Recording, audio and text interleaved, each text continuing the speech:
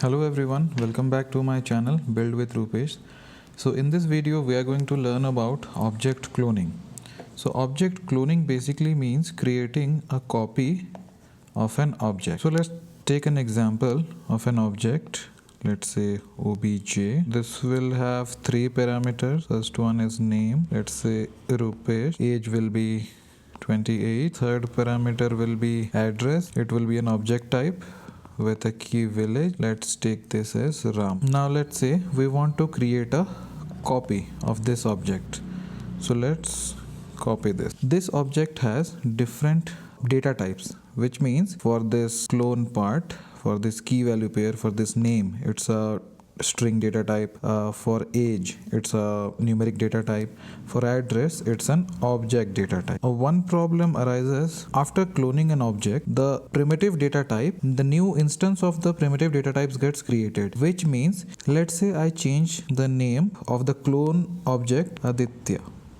So here, if I change the name property of the cloned object, then this parent object name property would remain Rupesh only. It won't get changed. Same with the age parameter. If I change the age of the object to let's say 18, then the age value of this cloned object, this will remain 28. But that is not the case in case of a reference data type. We have two types of reference data type. First one is array and other one is object. So this address key has a value of object which contains one value village with a value Rampur. Now after cloning this parent object to the child object, for this address key, this object will not be created. Another instance of this object will not be created. So what it means, like a reference for this address parameter will be passed. So address object of parents and address object of the child are basically the same. If I make changes here and make this Rampur to Krishnapur, then here also the value will get changed to Krishna. Same will happen with array. So this type of copying is called shallow copy, shallow cloning. In shallow cloning, only the primitive data types values will get copied properly. That means if we change the value of this primitive data type either in parent or in child, they won't affect the other object. To understand this, let's take an example of how in the memory the primitive and non-primitive data type gets stored. See, this is the heap memory and this is the stack memory. To understand this, we'll take an example of primitive data type 23, then an object with a property name Raj. And so when we create a primitive data type object, what it does, this will get stored like this. Let's say I want to make a copy of let b equals to a. So here the b variable will be created and the value will be 23. Now this a and b, these are two different variables. They contain the same value, but they have independent access to that value. So if I change the value to 24 for a, now b's value won't get affected. Now let's understand what happens in case of an object. Let's say this object is getting stored here. So the value of non-primitive data type, they get stored in the heap memory, and let's say this is getting stored at this memory address. So this object value will contain the memory address for this object. That means it is keeping a reference of this object, not exactly the object. Now let's say I want to copy this object. Let clone equals to obj. Now another variable will get created, and instead of happening this, like ideally it should happen like this, and this should contain the memory address of this new object. It doesn't happen like so. What this clone value will contain, it will contain the memory address of the parent object, and it will also keep a reference to the same object. That's why in the previous example that we saw, by making modifications, this village parameter for parent and child object, both of them were getting affected because essentially both the object are referencing to the same object in the heap memory loop. Now cloning is of two types that we saw: shallow cloning.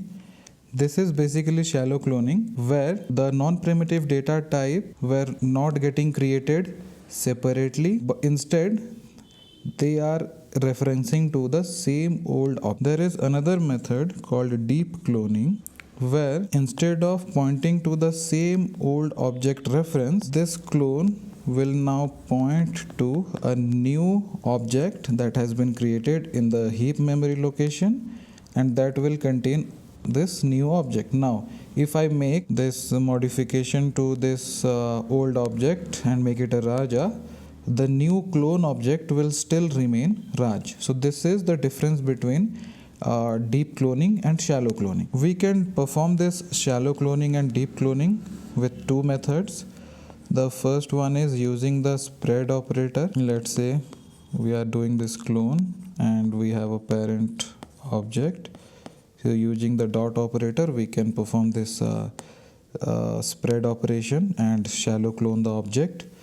Another method is Object.assign. Let's say I want to create a clone object. So object function dot assign, pass it an empty object, then the parent object. Now this clone will hold a shallow copy of this object. In deep cloning we have two methods.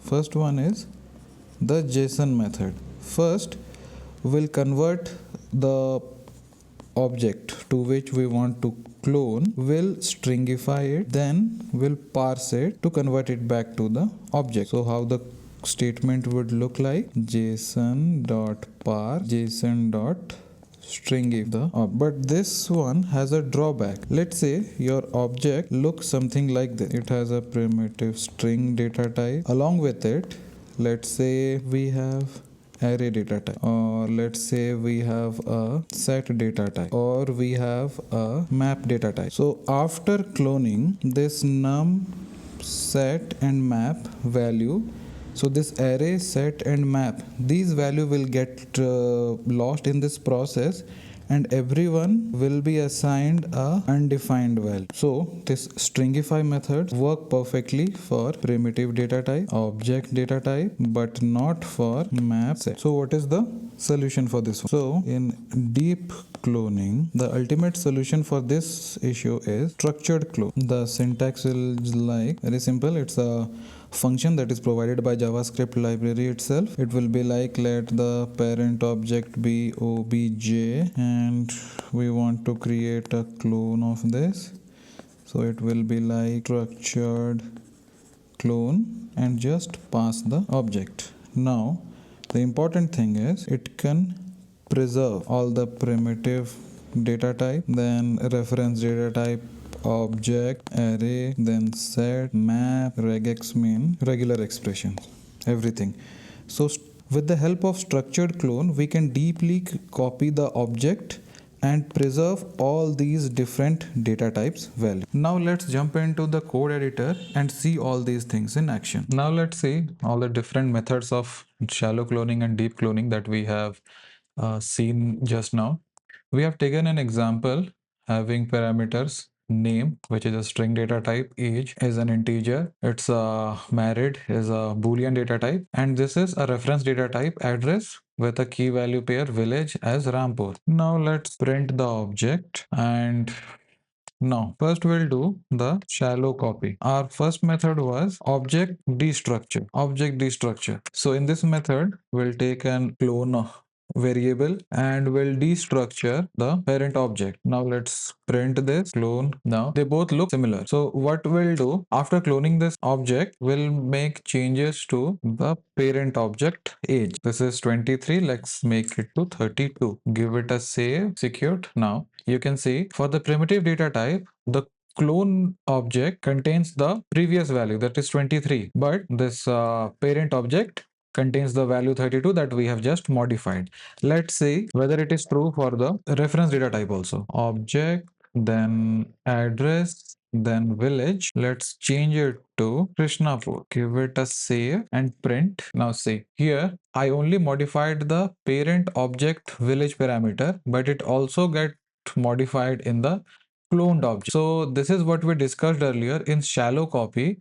Only the primitive data type value newly created, and for the reference data type, they will keep reference to the same object in the heap memory location. Now there is another method of object cloning that we saw. The second method is Object.assign. So let clone equals to, before that, let's comment this out and create Object.assign, and we'll take an empty object as the first argument, and for the second we'll pass this object, parent object. Now if I give it a save and print this, here also, as this Object.assign is also a kind of shallow copy, so for this one also the reference data type will get changed in both parent and in the cloned object. Now let's see the third option. Before that, let's comment this out, and the third one is JSON method. Here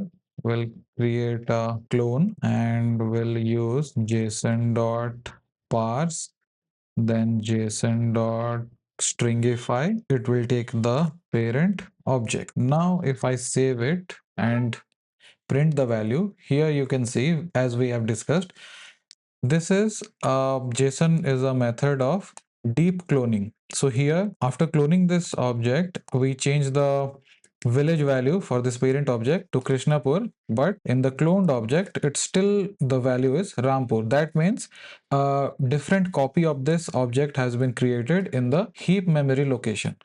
But let's say we have set new set data type, and here we can pass some array value. Now give it a save, and if I run this after stringify the object in the clone object, we are not getting the value here for the set. So these different data types that I already mentioned, set, map, they lose value in JSON method. Now to fix all these things, let's clear all these things. So let's just, the final method, fourth method is structured clone. In this method, let clone, and we'll take the structured clone function that is given by JavaScript library, pass the object, and here if we save and run it, you can see now it is able to pass on the set values also. It will also pass regex, like regular expression. So this was all about the object cloning. We saw 4 different methods, 2 methods for shallow cloning and 2 methods for deep cloning. It can properly clone every data type, and it also preserves the values. So okay, thanks everyone. Thanks for watching this video, and stay tuned for videos like this.